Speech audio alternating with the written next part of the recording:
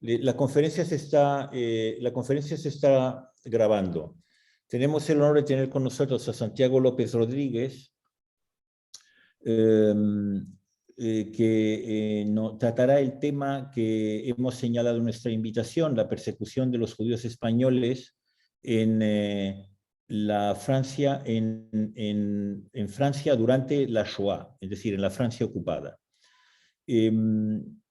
Nosotros entramos en contacto con Santiago a través de nuestra muy buena amiga Dafna Massin, que reside en París y que conoció a Santiago a raíz de una investigación que estaba haciendo sobre los padres claretianos basados en París y concretamente la labor de los padres claretianos durante el periodo que estamos analizando, que es la Segunda Guerra Mundial en París.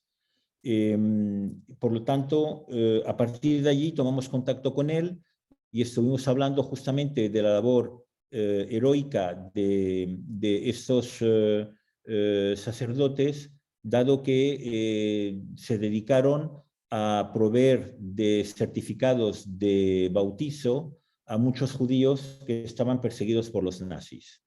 Esto ocurrió en París.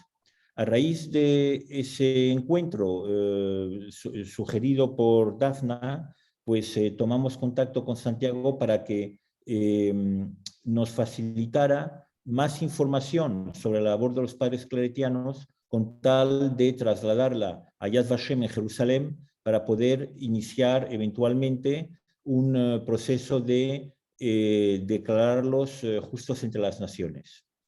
Esto está en curso y en esa conversación que mantuvimos, pues Santiago me fue comentando toda una serie de información que él fue descubriendo a medida que hacía su tesis, que nos pareció de interés para ser presentada en una conferencia.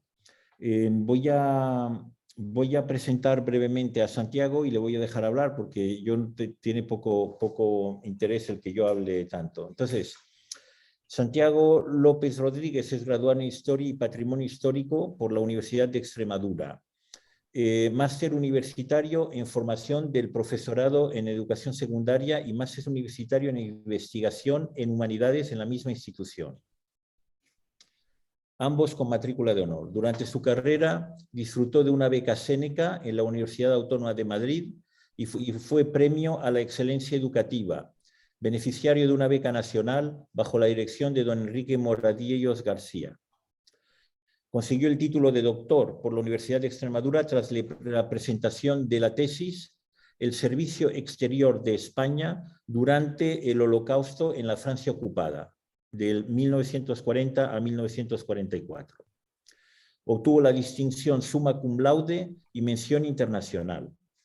Ha impartido docencia en varias instituciones y con su joven edad, pues como le veis en la pantalla, como dijo José Ignacio, que envidia, cuenta ya con publicaciones nacionales e internacionales en varios países. Las temáticas abarcan desde el nacionalismo español y periférico al euroescepticismo, una gama de temas bastante amplia. En los últimos años, su investigación se ha centrado en los estudios sobre el antijudaísmo, antisemitismo y el holocausto, tanto en el ámbito europeo como en el ámbito español, con especial atención a la actuación del régimen de Franco en general y de los diplomáticos españoles en particular durante el Holocausto. Santiago, muchas gracias por haber encontrado tiempo mientras estás en Suecia para compartir con nosotros tus conocimientos. Te cedo la palabra. Bueno, muchísimas gracias a todos. Muy buenas tardes, casi noche, desde la fría pero muy cálida Suecia a la vez.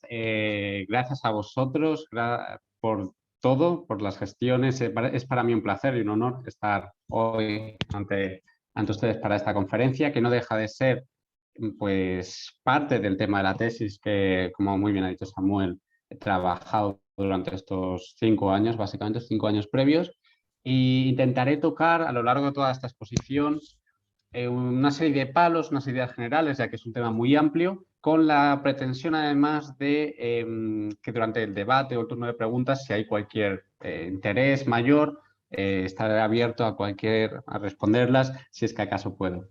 Empezaré con una introducción, como pueden ver. He hecho esta pequeña presentación, me gusta generalmente para que el público además pueda seguirme, ya que a lo mejor la cantidad de información a veces puede ser excesiva, por lo que creo que sirve muy bien como guía. Voy a partir desde la base que el Holocausto se ha convertido innegablemente en un fenómeno histórico global, que ha trascendido las memorias nacionales y las fronteras nacionales. Es un hecho histórico estudiado, yo creo, en toda Europa, pero no solo en toda Europa, también en Estados Unidos, también en muchos otros países de la cultura occidental, porque el hecho de que se gestase un proceso de genocidio en una sociedad moderna, racional, en todos los estándares de la época a niveles cualitativos y cuantitativos de las más altas del mundo, como era Alemania, supone que haya que entender no solo a las sociedades modernas, sino que también que se diera a cabo un proceso de esta magnitud en la sociedad alemana, significa que no hubo no solo bastantes perpetradores, pero más importante, una gran masa de indiferentes ante el proceso de discriminación, de persecución y de exterminio de la comunidad judía europea. Ahora bien, cuando digo que el Holocausto tiene una importancia que va más allá del pueblo judío, que va más allá de Europa, podemos tener la duda de por qué entonces en España se debe estudiar el Holocausto o de qué forma concierne el Holocausto a España. Y si bien es verdad que hay una serie de argumentos que podemos aducir para, bueno, lavarnos las manos y aquí no ha pasado nada, porque en España, en terreno español, no pasó, no hubo una responsabilidad directa sobre el Holocausto. Lo que sí hubo, y se ve perfectamente, no solo durante la Segunda Guerra Mundial, pero sino previamente, como se ve en esta imagen, este mapa del US Holocaust Memorial Museum de Estados Unidos, de Washington, es que entre 1933, es decir, desde el ascenso del partido nazi al poder, hasta 1940, y fijémonos, todavía 1940, es el primer año de la Segunda Guerra Mundial, ya han pasado, se calcula, por la península ibérica 83.000 judíos, con destino, sobre todo, hacia América. Por lo tanto, si este es el contexto previo casi a la Segunda Guerra Mundial, durante la Segunda Guerra Mundial también podemos imaginar cómo la península ibérica en general y España en particular se convirtieron en el lugar de tránsito más importante de toda Europa, más que Suiza, porque la península ibérica se convirtió en el lugar de escape. Fue el cuello de botella de la comunidad judía europea, que una vez que Francia quedó ocupada, no había otro lugar de salida.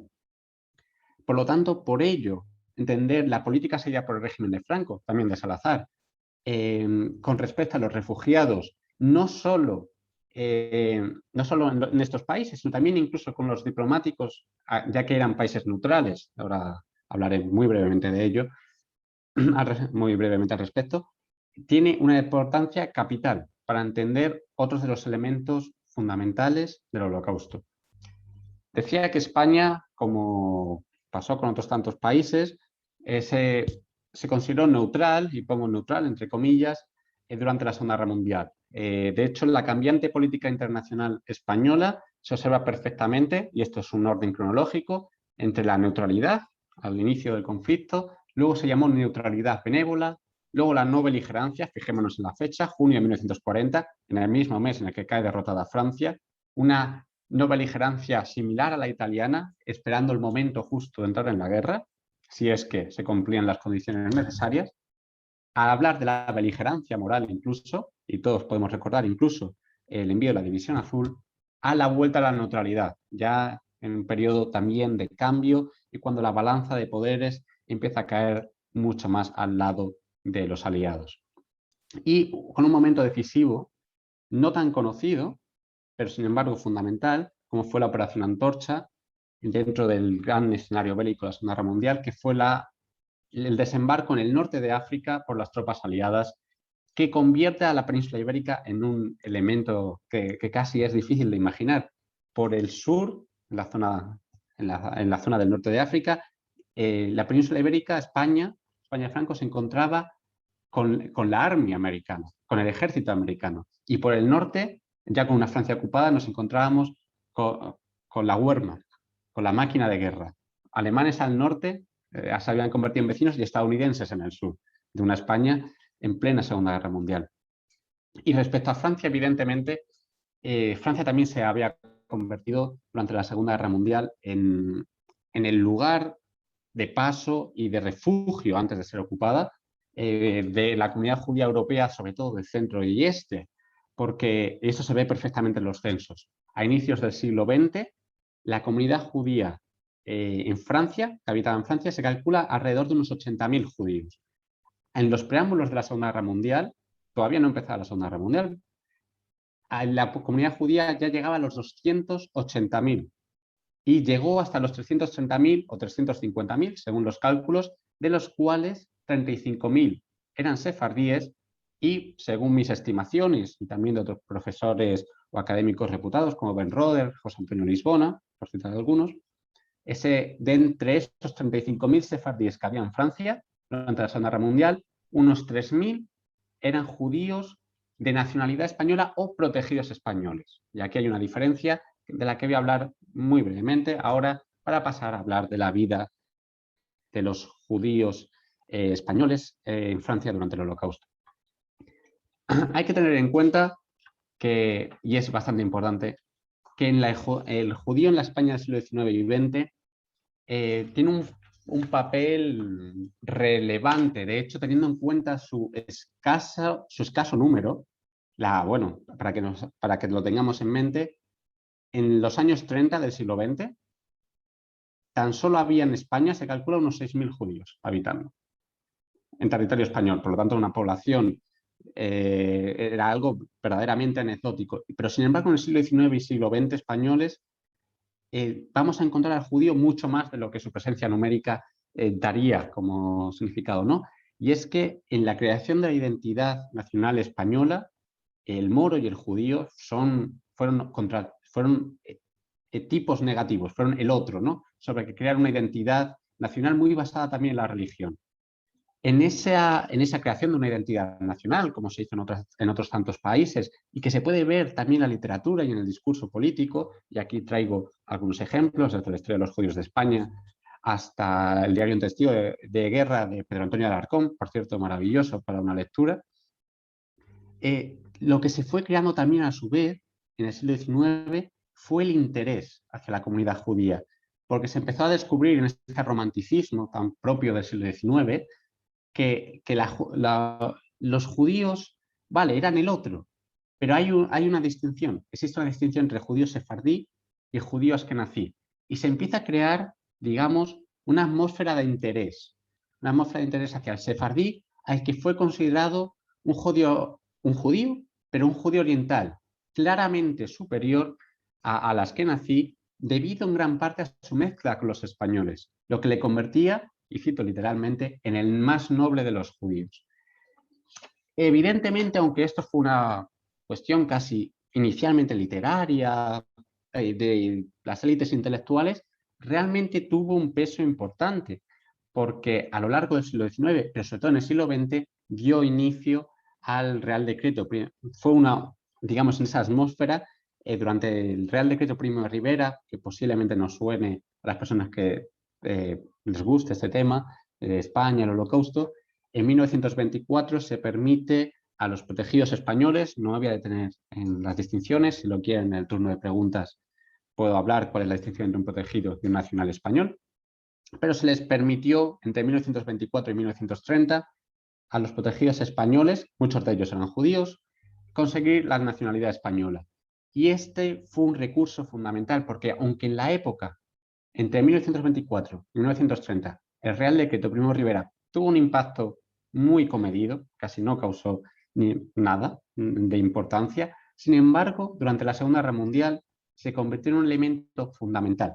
fundamental para el salvamento de la comunidad judía, no solo española en Francia, sino también en otros países como Rumanía, como Bulgaria, como Grecia.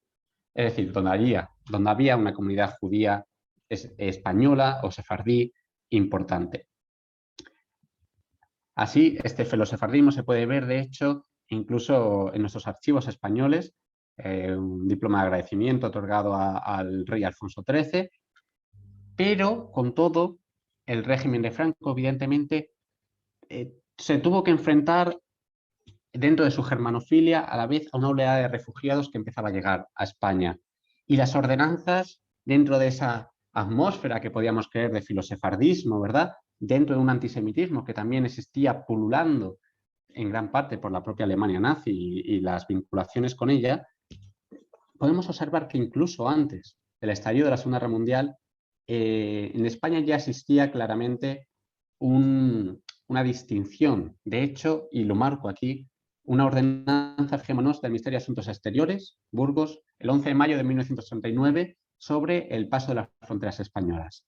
Y fijémonos que a personas que deberán negarse el pasaporte y en su caso el visado, y aparecen mencionados personas que tuvieran marcado carácter judío, a los masones, y a los judíos, excepto aquellos en que concurran especiales circunstancias de amistad a España y adhesión probada al movimiento nacional. Por lo que vemos que el judío formaba parte de esos grupos que había que tener cuidado y precaución. Dentro de todo, no era de los más perjudicados, no era un comunista y un masón, los que daba igual si tenían marcado carácter, si mostraban adhesión o no, se les presuponía evidentemente que no. Y dentro de todo este mare magnum, dentro de todo este problema, nos encontramos con Francia. Y es que no solo son las oleadas de refugiados que llegan, sino también cómo se protegen los lugares. Una de las ventajas que tuvo es ser un país neutral durante el Holocausto, y esto es aplicable a otros países como Turquía, como Portugal, como Suiza, o Suecia, incluidos, es que esos países pudieron mantener sus representaciones diplomáticas en esos países. ¿Y qué significa esto? Pues que los diplomáticos españoles pudieron, en todos los consulados, fijémonos, esto es un mapa de mi propia tesis doctoral, en la que se ve la enorme variedad y la enorme cantidad de consulados. Luego hay viceconsulados y luego hay viceconsulados honorarios, por lo que este mapa se dividiría en muchísimos más trocitos. Y los cónsules tenían una enorme capacidad de decidir. Digo capacidad de decidir, ¿por qué? Porque eran quienes concedían los visados.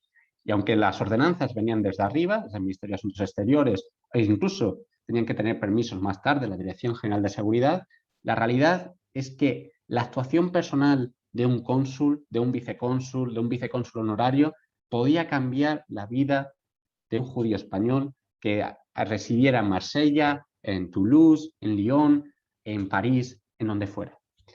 Y los diplomáticos españoles se convirtieron, por tanto, desde el inicio de la persecución antisemita, en testigos en primera fila de lo que ocurría a su alrededor.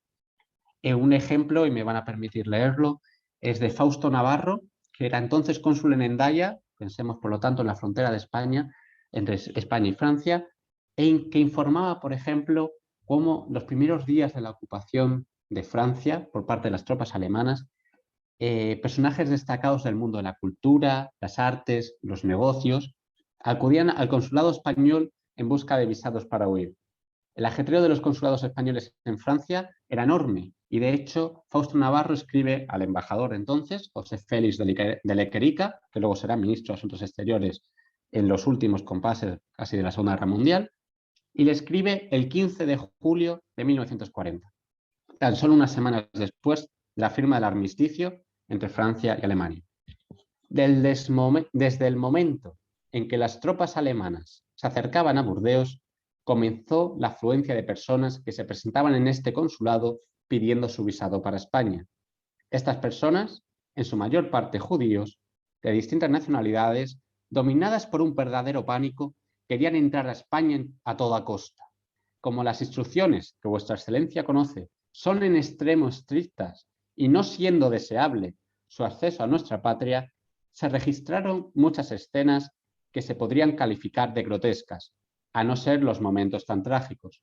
Polacos, checos, americanos, ingleses en gran número, perdida ya su flema británica, holandeses, belgas, ofrecían todos elevadas cantidades por tener preferencia, llegando a ofrecer a una señora por un subvisado $50.000.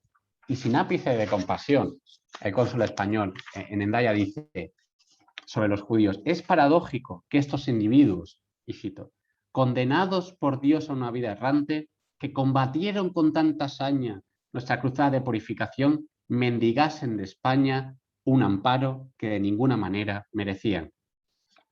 Por lo tanto, analizar lo sucedido a la comunidad judía española en Francia durante el genocidio supone mirar a través de una mirilla, de los archivos, de los testimonios, lo que ocurrió durante esos años y ver si, por ejemplo, existía predisposición o no de los diplomáticos o de otras instituciones al salvamento, qué nacionalidad preferían indicar a las autoridades francesas o alemanas cuando eran detenidos, preferían decir que eran griegos, que eran franceses, que eran españoles, y también analizando esos elementos en los archivos uno puede entender, digamos, ciertos, pues había más predisposición o no del cónsul de la zona o del prefecto de la zona en su ayuda. Y en fin, a través del análisis que yo pude realizar, en el general de Francia, que era un país, como hemos podido ver, con un gran número de representaciones españolas, porque había, recordemos, tras la guerra civil, había más de 500.000 de españoles residiendo en Francia, que habían pasado los Pirineos y ahora los Pirineos se habían convertido en lugar de paso, pero en el sentido inverso. Teniendo en cuenta que había tantas representaciones diplomáticas, sin embargo, la gran mayoría, y esto es importante recalcar, la gran mayoría de los diplomáticos españoles se atuvieron a las normas y no actuaron en pro o en favor de los judíos ni de la comunidad judía española. Y es verdad que también tuvieron, los que lo hicieron, los pocos que lo hicieron, tuvieron que andarse con pies de plomo. Y tuvieron que andarse con pies de plomo porque las ordenanzas eran muy estrictas. De hecho, el Ministerio de Asuntos Exteriores, de quien dependían desde 1940 hasta 1942, hasta septiembre de 1942, quien ocupaba el cargo era Serrano Suñer, el cuñadísimo y de claras amistades o filias pronazis, y que desde el inicio, cuando empezaron las medidas antisemitas en Francia, dejó muy claro: se debe escuchar lo que ocurre y se debe atender los ruegos, pero no hay que poner inconvenientes a la ejecución de las medidas antisemitas. Hay que conservar una actitud pasiva. Y esta fue la ordenanza que se dio a los diplomáticos españoles en Francia cuando comenzaron las medidas antisemitas en octubre de 1940. Y fue así como se siguió, y fue una circular que se extendió al resto de consulados españoles, no solo en Francia, también, por cierto, en otros países. Pero lo curioso de esta circular que mandó Serrano Suñer al inicio es que esta circular venía en gran parte motivada por la actuación de un diplomático español. Y venía motivada por la actuación del entonces cónsul general de España en París, Bernardo Grandemiota, que aunque no está reconocido como justo entre las naciones, creo que cada día, y cuanto uno más entre los archivos, más documentación hay en pro de que exista un expediente. Bueno, hubo un expediente hace tiempo, pero de que se vuelva a retomar este asunto, porque sin duda yo creo que es un ejemplo clarísimo de un justo. Pero comentaba que Bernardo Roland, desde un inicio, desde que comenzaron las medidas antisemitas, él, sin embargo, empezó a extender ese tipo de documentos. Este lo encontré yo en el Archivo General de la Administración, pero se encuentra también en los archivos franceses del Ministerio de Asuntos Exteriores. Y fijémonos cómo dice que los judíos españoles no se encuentran inscritos dentro de esas medidas antisemitas, que no deben ser, por lo tanto, ni detenidos ni afrentados de ninguna forma, ¿verdad? Esto es importante porque era una forma de cortar las alas a estos pocos diplomáticos que hacían en favor de ello. Y además el Consulado General de España en París era fundamental, porque en París, al igual que pasaba en general de la comunidad judía francesa, existía la mayoría de la comunidad judía española, de los 3.000 judíos que podíamos decir, judíos españoles y protegidos que existían en Francia, alrededor de unos 2.000 debían residir en París. Y de hecho veremos que tras la ocupación y a lo largo de los años se van moviendo entre consulados, pero París es el lugar fundamental, sin duda, como centro de inmigración. De hecho, estos son algunos documentos que se encuentran en el propio Consulado General de España en París. Hay que visitarlo in situ y tener permiso, eso sí, también del Ministerio, porque esto todavía no ha llegado a Madrid para ver estos documentos. Y aquí se ve un elenco de sefardíes registrados por el canciller García Moutón durante la Segunda Guerra Mundial, y que fijémonos, aparecen los números, que son el certificado de nacionalidad que tienen, y la P, algunos con la P que son protegidos, no son nacionales. Y fijémonos en las familias, y esto es solo la C, todos los Carasso, como podemos ver. Estos son solo algunos de los documentos que uno se encuentra en los archivos.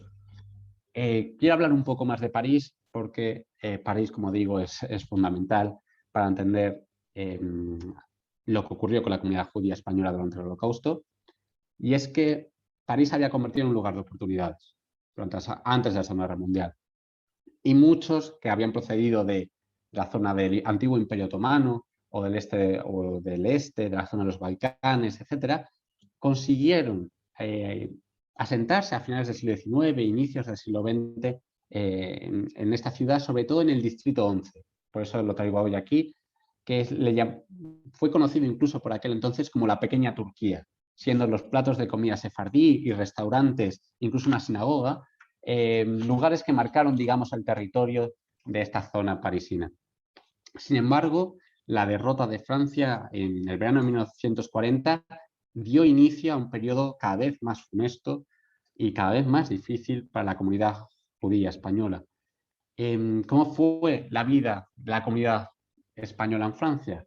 Bueno, primero había que hablar de una diferencia entre protegidos y nacionales.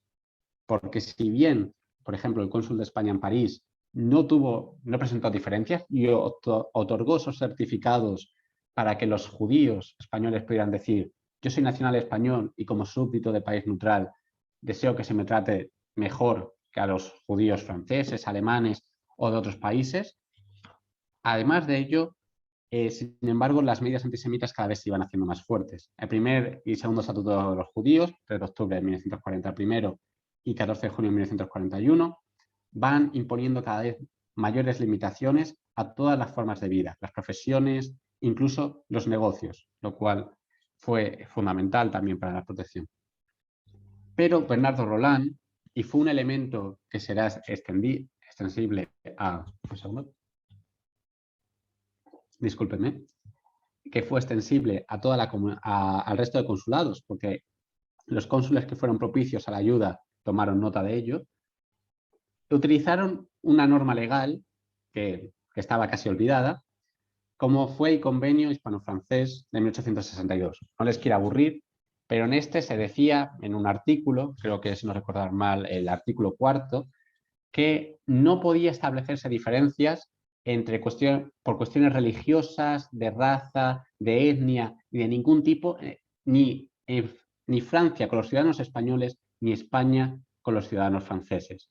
Y este convenio consular de 1862 fue utilizado muy sabiamente y muy inteligentemente por Bernardo Roland, fue el primero, lo que consiguió que de hecho fuera España el primer país neutral, tal vez a la par de Italia, pero de seguro, si no, primero o segundo, y eso lo podía analizar incluso con los archivos franceses, en conseguir que se protegiera a los judíos españoles en la propia Francia, dentro de todas las medidas antisemitas, con el nazismo ocupando los puestos importantes y con la Gestapo y las autoridades francesas colaboracionistas, se consigue este gran éxito. Y se consigue este gran éxito que además incluso atañe a las propiedades, porque los judíos habían empezado a sufrir un proceso de arianización, es decir, de expolio de los bienes, de sus propiedades, de sus negocios, y sin embargo, los países neutrales, y vuelvo a decir, España la primera, consigue desde un inicio que se respeten estos bienes y si se les tenían que quitar a los judíos, al menos que cayeran en manos de administradores españoles. Y he podido comprobar que los administradores españoles, en líneas generales, se comportaron bastante bien con la comunidad judía española. El proceso de arianización, por lo tanto, del Comisariado General de Asuntos Judíos, los administradores españoles, daría para una ponencia entera, porque además es un tema totalmente desconocido en la historiografía española. ¿Y de cuántos hablamos? Como digo, estamos hablando sobre todo de esos 2.000 judíos españoles entre protegidos y nacionales que procedían sobre todo, no obstante, de la zona de Grecia, de Salónica y también en parte de Bulgaria, Rumanía y algunos más también de Turquía. Pero ¿cuáles fueron, desde el inicio de las medidas antisemitas, las diferentes vías o intentos de salvación de la comunidad judía española en Francia? Hubo muchos intentos. Hubo muchísimos, hubo tantos como personas, sin duda, pero dentro del análisis que yo he podido analizar, más o menos se dividen una serie de grandes campos, ¿verdad? El primero es muy interesante, también bastante desconocido, que es el elemento racial y cultural. Y fue un intento que se hizo sobre todo al inicio de las medidas antisemitas. Existía una organización en Francia, además con sede en París, que era voy a traducir de francés, la Asociación del Culto Sefardita. Y esta lo que intentó desde un inicio es que se estableciera cierta diferencia entre sefardí y el askenazí dentro de las medidas antisemitas francesas. No lo lograron, pero sin embargo tenían cierta base legal, y es que los nazis habían hecho algunas distinciones con algunas pequeñas sectas del judaísmo. Por ejemplo, los armenios, los caraítas y otros pequeños grupos habían sido considerados, y digo literalmente, hebraicos o mosaicos, pero no judíos. Es decir, se les consideraba que seguían el culto judío, pero no eran de raza judía. Y por lo tanto ellos tenían ciertas distinciones y no eran perseguidos. Se les era perseguido el culto y no se les permitía, evidentemente, pero no se le perseguía a la persona, ni tampoco a las propiedades. Por lo tanto, esta vía, la racial y cultural, en un inicio, de hecho, se intentó hacer por muchos cauces, también daría para hablar mucho, pero no me quiero entretener intentando citar a autores como incluso autores nazis como Alfred Rosenberg o españoles como Amador de los Ríos o frases de Napoleón, pero llegó a dique seco, pese a contar incluso con el apoyo de Bernard Roland, que desde un inicio hizo llegar una carta de la Asociación Cultural Sefardí al propio Francisco Franco para pedir que a los judíos sefardíes se les permitiera la repatriación, la vuelta a España, porque además aduciendo que no eran muchos, que eran unos pocos centenares, y además personas que estaban asentadas, que no eran pobres de solemnidad, podían llegar a España y además pues, formar parte de la vida económica del país. Fallado este intento, el siguiente, que sí tuvo mucho más éxito, fue utilizar el elemento de somos nacionales españoles y como país neutral se nos debe respetar al menos lo posible. Y esto duró por lo menos hasta 1943 y en parte incluso hasta el final de la guerra, hasta la liberación del país en 1944. Y a partir de ahí tenemos las peticiones de liberación, 42-44, de aquellos que eran detenidos independientemente de la nacionalidad, como pasaba muchas veces las redes de la Gestapo, las instancias de repatriación, en un tema que ahora comentaré más, y, por último, la colaboración con otros organismos. Y Samuel ya en la presentación ya ha comentado un poco de ello, con esa Misión Católica de España en París, pero no solo la Misión Católica, también otras instituciones, como pudo ser la Cámara de Comercio de España en París, o en otras ciudades, que también tuvo una importancia fundamental, ya que España tenía bastantes negocios y tenía cámaras de comercio en las que además bastantes judíos españoles eran miembros, que a veces eran tesoreros, a veces eran directores, vicepresidentes o miembros importantes de ella, y que por tanto también intentaron hacer lo posible para ayudar dentro de los cauces y dentro de los márgenes que tenían. Pues muy bien, ya por último, evidentemente, la vía que siempre se pudo optar dentro de las enormes dificultades era evidentemente el paso clandestino, la marcha hacia la Francia libre también, ya que la Francia ocupada tenía unas disposiciones diferentes a la Francia libre, donde era el régimen de Vichy quien mandaba, pero en líneas generales para la comunidad judía española también son estas otras vías fundamentales para comprender. Comentaba que existió una serie de elementos que se ven aquí Y es que la diplomacia española actuó, no obstante, y vuelvo a decir, el caso de París es excepcional, no solo por Bernardo Roland, pero incluso también por su sucesor, Alfonso Fiscovis de Bouillon, que siguió casi su tarea de forma más liviana, más sobria, más siguiendo la ley, pero también es una personaje excepcional. Pero, sin embargo, los diplomáticos españoles y la comunidad judía española se enfrentó a una meticulosidad burocrática brutal, enorme, de un régimen de Franco que, honestamente, y uno lo puede encontrar perfectamente en los documentos, no tuvo grandes contemplaciones en permitirles quedarse en Francia y no permitirles llegar a España, con una cuestión añadida, y este es el problema, que va a ser el ultimátum germano en enero del 43, el que les voy a hablar en un segundo. Conseguir un visado, y es para ponernos en la situación de un judío español en Francia, conseguir un visado era una tarea titánica, colosal. ¿Por qué? Porque no era solo necesario conseguir el visado de España, es que España no permitía la entrada de judíos españoles. Lo que permitía generalmente era el paso en tránsito, porque lo que España no quería es que entrase cualquier persona. Lo que no querían es que residieran aquí. No había problemas si estos pasaban a Portugal, no había problemas si estos se iban al norte de África, a Estados Unidos, a Sudamérica. Por lo tanto, era necesario no solo el visado en España, hacía falta el visado de Portugal, hacía falta el visado de otro tercer país, y además todo con unos plazos de caducidad muy cortos y con trámites burocráticos enormes, costosos y que además solían llevar mucho tiempo. En lo que tuvo una importancia fundamental y que se observa perfectamente en la política del régimen desde el inicio de la Segunda Guerra Mundial hasta el final, es que el mayor interés existió siempre en el nombramiento de administradores, es decir, importaron mucho más las propiedades de los judíos españoles que la vida de los judíos españoles. Y las propiedades de los judíos españoles, desde el inicio, fueron consideradas, y esto es un telegrama del propio Serrano Suñer, fueron consideradas parte del acervo nacional español. Es decir, las propiedades formaban parte del patrimonio nacional. Sin embargo, lo que ocurría a los judíos no deja, lo que existía era eso, mantener una actitud pasiva ante lo que les ocurriera. El interés, por lo tanto, político y no humanitario fue, en líneas generales, lo que ocurrió en Francia.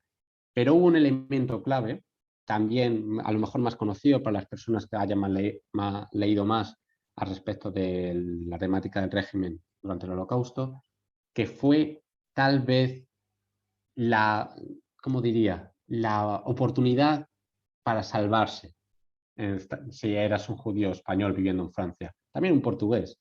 Y es que, curiosamente, y casi de una forma, no voy a decir incomprensible, pero realmente difícil de entender, si creemos que los nazis eran animales salvajes que no utilizaban para nada la razón, pero es que curiosamente en enero de 1943 las autoridades nazis permiten a los países neutrales, y esto es fundamental, permiten la repatriación de sus judíos a sus lugares de origen. Esto supone que para países como Portugal, como España, como Turquía, como Suiza, como Suecia y como otros tantos, pudieran, en el plazo de unos pocos meses, que luego se prorrogaron, por cierto, y las autoridades nazis prorrogaron este plazo, dentro de plena solución final, en pleno exterminio en los campos de concentración y de exterminio, con las cámaras de gas, en plena solución final, permite a los países neutrales, la Alemania nazi, que se repatrien judíos de los países neutrales por una cuestión de plena diplomacia.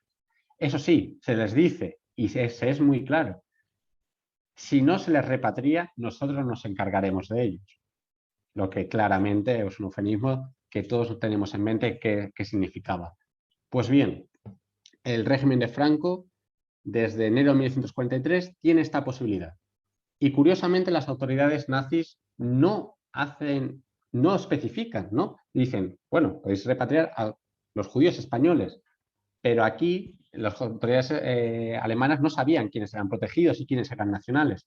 Por lo tanto, son las propias autoridades franquistas quienes establecen esa distinción y hacen un cribado masivo sobre qué judíos eran solo los nacionales, con todos los papeles en orden, Y en el momento en que faltase uno solo, el acta de ciudadanía o el Real Decreto, o haberse ido los trámites para el Real Decreto de 1924, ya no era un nacional español y por lo tanto no estaba sujeto a ser repatriado.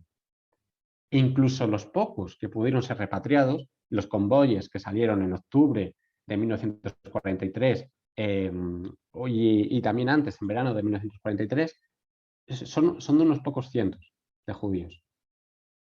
Y sin embargo, esa España en la encrucijada demostró ciertamente que existía un prejuicio. Existía un prejuicio hacia la comunidad judía, porque esto es lo importante. Estos judíos eran nacionales españoles y tenían pleno derecho a ir a España. La comparación, por lo tanto, de España con otros países neutrales es fundamental y además queda por hacer con Portugal o con Turquía, sobre todo. Y realmente, como vemos, los documentos, y estos son documentos originales, parecen claros. Parecen claros porque cuando fijémonos, 28 de enero de 1943, Dirección General de Política Exterior, y estas son ordenanzas internas del Ministerio de Asuntos Exteriores, y se dice sobre cuáles pueden ser las consecuencias o no de abandonar a sus suerte a los sefardíes. Y cito, si España abandona a los sefarditas y les deja caer bajo el peso de las disposiciones antisemitas, corremos el riesgo de que se agrave la hostilidad existente contra nosotros, especialmente en América, acusándonos de verdugos, cómplices de asesinatos, etcétera, etcétera, como se ha hecho ya reiteradamente. Por otra parte, es necesario precisar cuál va a ser el régimen a que se sometan los bienes de estos sefarditas. Fijémonos, por lo tanto, el interés por las propiedades. Y a caso de abandonarlos a la libre voluntad de las autoridades alemanas, correríamos el riesgo de no poder defender sus bienes, que en cierto modo forman parte del patrimonio nacional. Pero aquí viene lo importante, y esto es con lo que fue verdaderamente la política seguida. No es tampoco aceptable la solución de traerlos a España, donde su raza, su dinero, su anglofilia y su masonería les convertirían en agentes de toda clase de intrigas. Si esas eran las ordenanzas interiores, mientras tanto, la comunidad judía de París, de Marsella, de Lyon, las comunidades judías españolas, escribían al propio Franco, fijémonos aquí, una carta firmada por miembros significados de las comunidades pidiendo la repatriación. Pero, sin embargo, una vez más, se demuestra cómo los intereses políticos y económicos fueron mucho más que los intereses humanitarios. Si vemos que la cuestión política, por lo tanto, fue en cierta forma decepcionante, sin embargo, hubo otra serie de organizaciones y de organismos que sí utilizaron sus márgenes de actuación a veces para ayudar a la comunidad judía española. Así, por ejemplo, en la lista de sefardíes pertenecientes a la Cámara Oficial de Comercio de España en París, una lista, por cierto, bastante amplia, o la Misión Católica de España en París, de la que no me quiero detener en exceso, pero estos son documentos de esos 155 judíos, no solo españoles, porque de hecho casi la mitad de ellos no son españoles, o sea, no estaban inscritos como ni nacionales ni como protegidos en los consulados españoles, pero fijémonos en los apellidos de las personas que se bautizaron en esta misión católica. Por ejemplo, esta es del año 1940 y podemos saber Aboaz, Abravanel, Gateño, apellidos que Alfandari, apellidos que claramente la nomástica sefardí, además de Oriente, y ese número de judíos bautizados que se observa perfectamente en estos años y que además se observa la predisposición de salvamento incluso por un elemento clave. Y es que si uno analiza esta gráfica teniendo en cuenta el análisis histórico, el comienzo de los bautismos, de los falsos certificados de bautismo, de la Misión Católica de España en París, una institución, una pequeñita iglesia en el centro de París, empieza en octubre de 1940, en el mismo momento que empiezan las medidas antisemitas en Francia. Exactamente. De hecho, al día siguiente empiezan el bautismo. Y a partir de entonces, en los próximos años, esta iglesia pequeñita hace que el 50% de los bautizados sean judíos durante estos años. Con esos picos de estos años, entendibles además, el 41 por ese segundo estatuto de los judíos y el 43 porque se inicia la campaña de repatriación y algunos de los judíos españoles que desean venir a España prefieren venir bautizados y convertidos al cristianismo, no vaya a ser. Sin embargo, dentro de esas historias de ayuda, de colaboración, en este caso de los padres claretianos, durante estos años. También existen las historias de los fallecidos. Aquí tengo algunos de los casos de algunos de los bautizados y de que algunos eran protegidos y nacionales españoles. Esta se encuentra, por ejemplo, este listado aparece en el Memorial de la Shoah en París y he podido encontrar, de hecho, los nombres de ellos aquí. Pero bueno, sus fichas aparecen, uno puede encontrar sus fechas de deportación, qué campos de destino, si eran niños o no, e incluso historias familiares y personales de verdad verdaderamente magníficas y que conmueven a uno. Por ejemplo, la de Robert Francis Rousseau, que no me voy a tener de nuevo por cuestión de tiempo y porque prefiero que el debate sea interesante y no hacer un monólogo tan largo, pero personas como este judío español, porque tenía nacionalidad española, que durante la Segunda Guerra Mundial además fue un partisano y resistente, miembro de los francotiradores y partisanos franceses, que fue deportado y fue el único, los deportados deportados de la Misión Católica Española, que habían sido bautizados, que sin embargo sobrevivió al campo de exterminio, porque por cuestiones de relaciones personales hizo amistad con un doctor y terminó siendo salvado y terminó convirtiéndose además en un afamado profesor de psicología en Francia. El proceso de arianización comentaba que era otro apartado, pero en líneas generales, en este sentido sí, he de decir que no se ha podido observar cómo los judíos españoles, aunque terminaron evidentemente más empobrecidos que al inicio de la guerra, al menos no terminaron arruinados.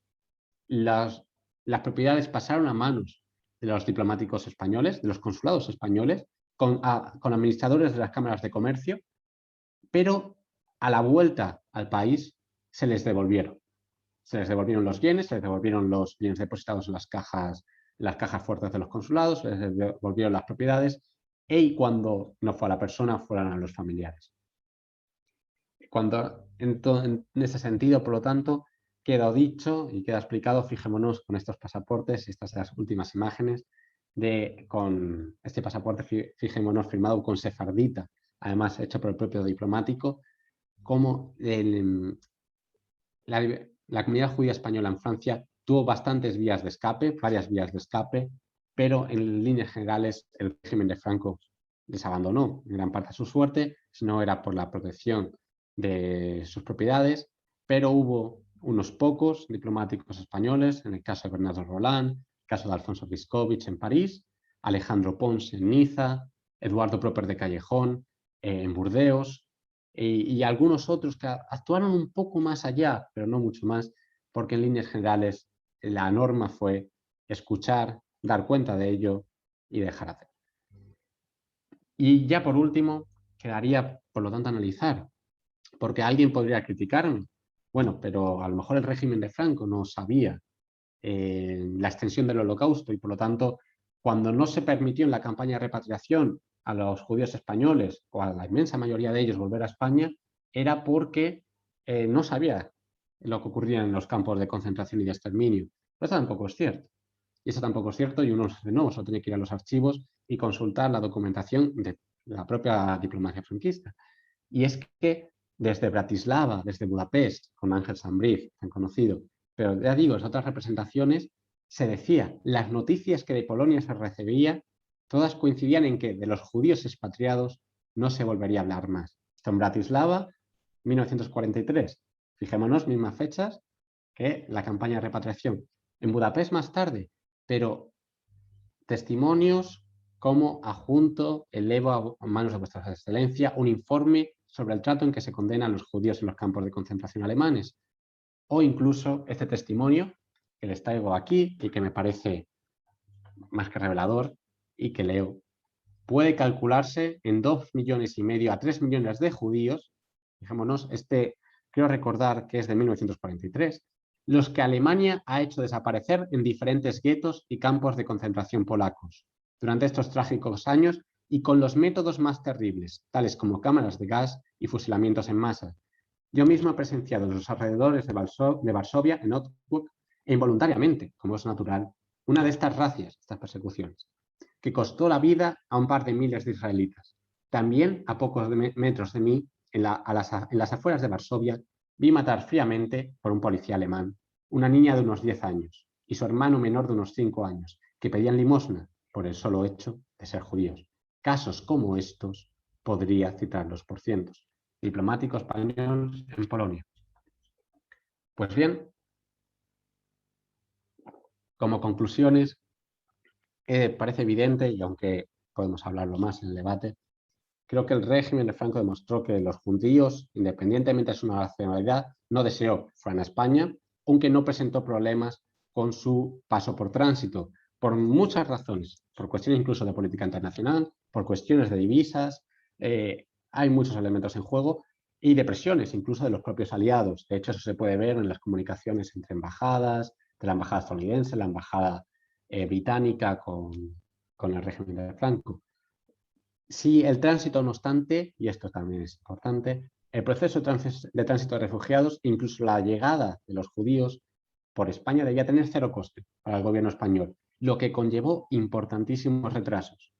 De hecho, en la campaña de repatriación existe una frase del ministro de Asuntos Exteriores que ha sido citada bastantes veces y es: deben pasar por España como la luz por el cristal, sin dejar rastro.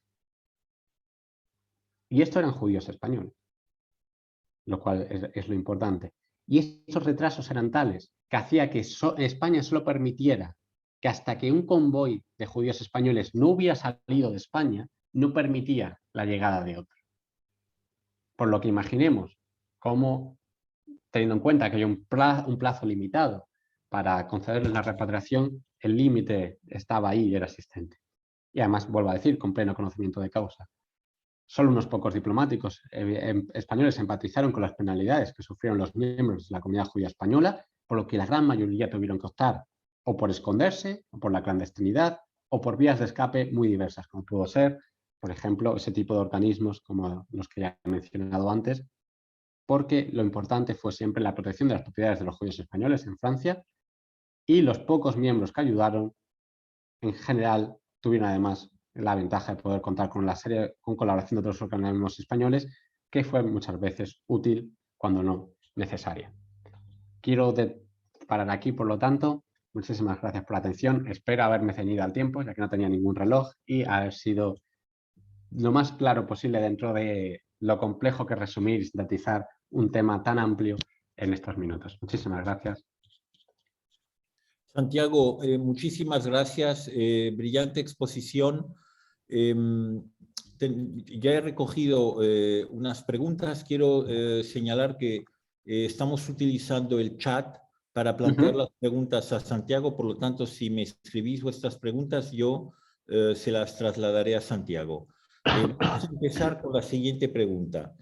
De una de las personas que están asistiendo a tu conferencia, el tema está en qué medida influyó la salida de Serrano Suñer y su sustitución por Gómez Jordana para que hubiese un cambio en la posición del régimen con respecto al tema judío. Bueno, lo primero, una pregunta magnífica, además digna de análisis histórico. Pues el cambio fue fundamentalmente por una cuestión de política interior, por los atentados de Begoña y los conflictos que existían entre falange y ejército, entre general, por una cuestión casi de poder interna, lo que ocasionó la salida de Serrano Suñer. Es verdad que la salida de Serrano Suñer cambió de forma importante la política exterior española, pero no fue tanto, yo creo, por el relevo de ministros, que lo fue también, porque es verdad que Jordana fue mucho más neutralista que su predecesor, pero fue más importante que en ese momento, si Suñer sale en septiembre de 1942, en octubre de 1942, no recuerdo mal, noviembre, tenemos la Operación Antorcha, y es cuando ya las tropas aliadas llegan al norte de África, y por lo tanto las reivindicaciones españolas en la zona del protectorado del norte de África, el protectorado de Marruecos, porque Franco pidió en su momento la zona francesa del protectorado, ya quedó fuera de las manos de la Alemania nazi. Ya quedó fuera ya había que hacer un cambio en la balanza de poderes y por lo tanto el cambio no solo de ministro, sino sobre todo del escenario bélico internacional, cuando ahora ya tenemos como vecinos a los estadounidenses y a los británicos, que además parece que están siendo arrolladores, con una Unión Soviética que encima empieza a dar más que signos de victorias contra la Alemania nazi, hace que el régimen, a finales de 1942, empiece un cambio de política exterior que se observa incluso perfectamente en la prensa de la época. Alguien que lea, vaya a la hemeroteca y vaya a los semanarios o a cualquier tipo de revista de política, ¿no? O de diario, incluso los más falangistas, puede ser Arriba, pero quien vaya a ABC, a Vanguardia, que además las hemerotecas están digitales, y vea el cambio entre finales de 1942 e inicios de 1943, es significativo. Se observa, o sea, verdaderamente es evidenciable. O sea que yo creo que hubo un cambio importante, pero no afectó tanto a la comunidad judía, sino el hecho de la cuestión de la política internacional y el cambio de balanza de poderes.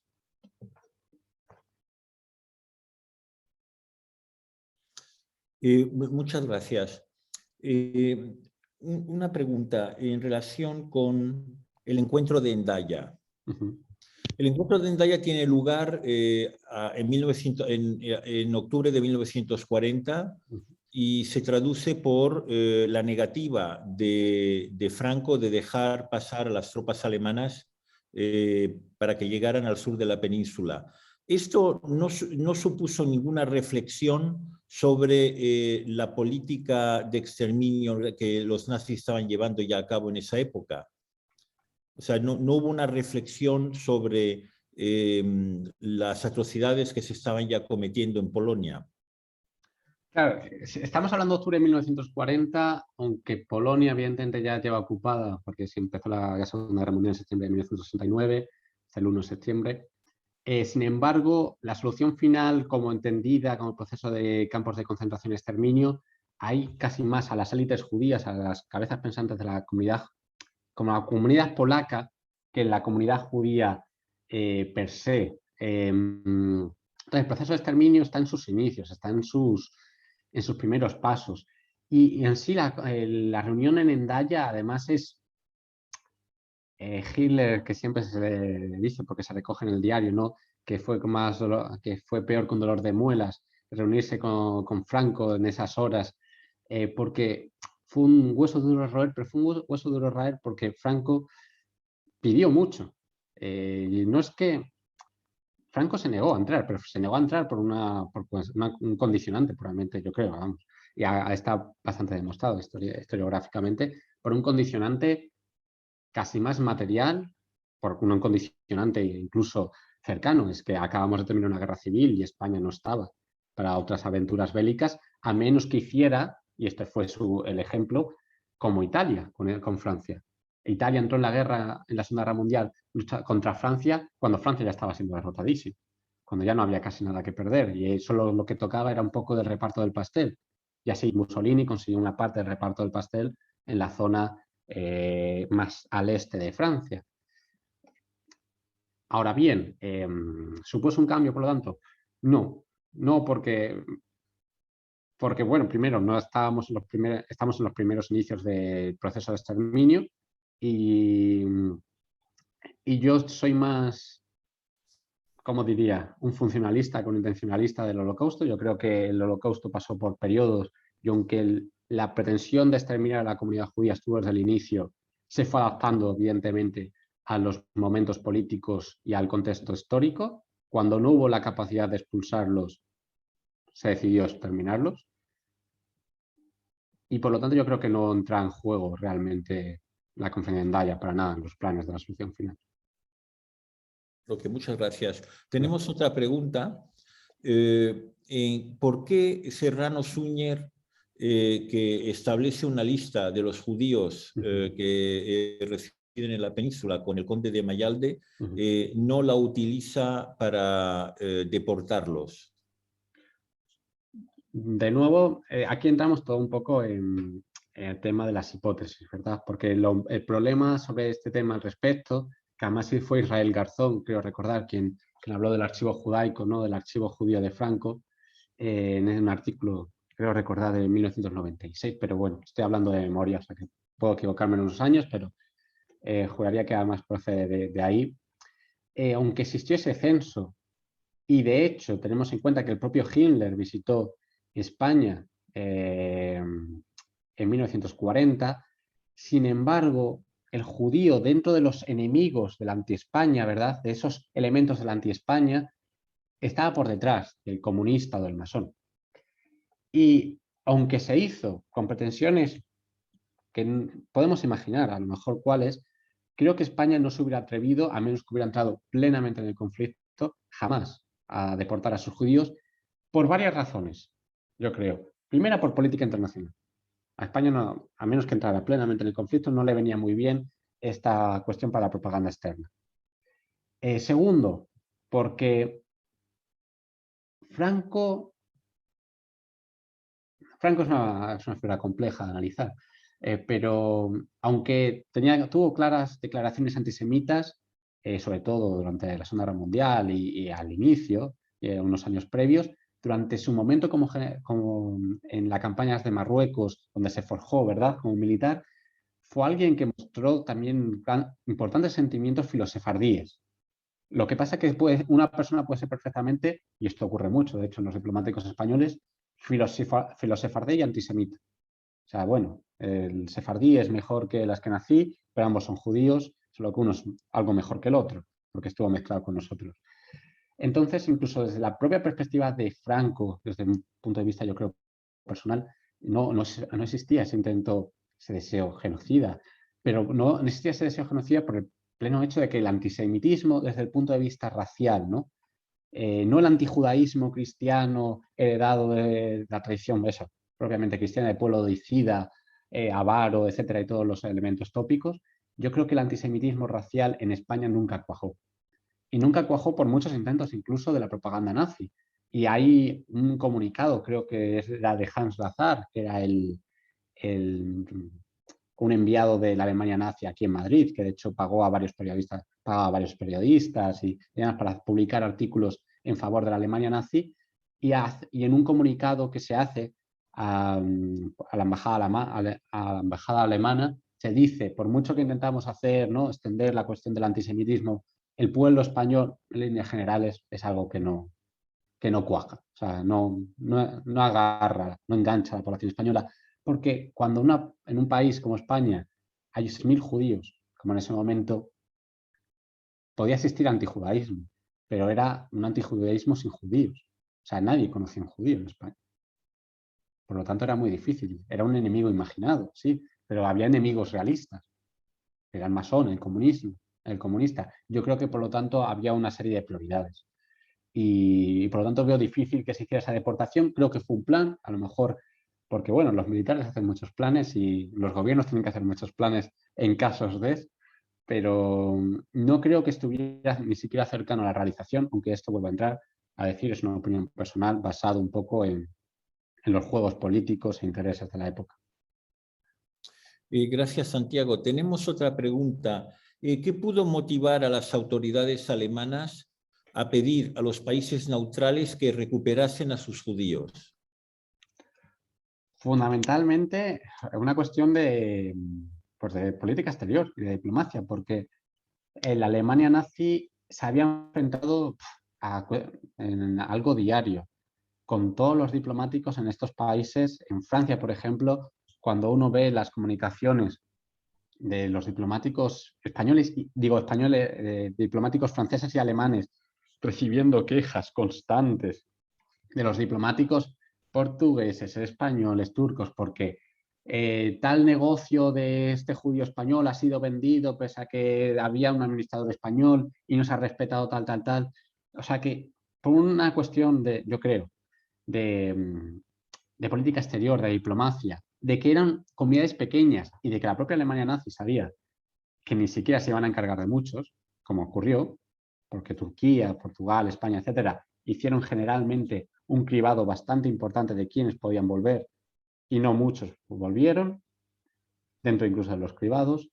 Creo que Alemania jugó a sabiendas las bazas, hizo como un gesto generoso, hacia los países neutrales y a cambio también de que dejaran esos márgenes, dejaran de dar la vara, o sea, dicho en plata, dejaran de incordiar, de molestar al proceso de solución final, porque, sobre todo en la cuestión de las propiedades, estaban siempre intentando meter incluso en pleitos, en trámites, en buscar de qué forma, y los propios judíos igual, o sea, si había una firma en la que había dos propietarios y uno era español y el otro era francés, a lo mejor el francés vendía su parte al español, porque el español, por lo tanto, podía recurrir a un administrador español, que era mucho mejor que un francés que iba a vender el negocio.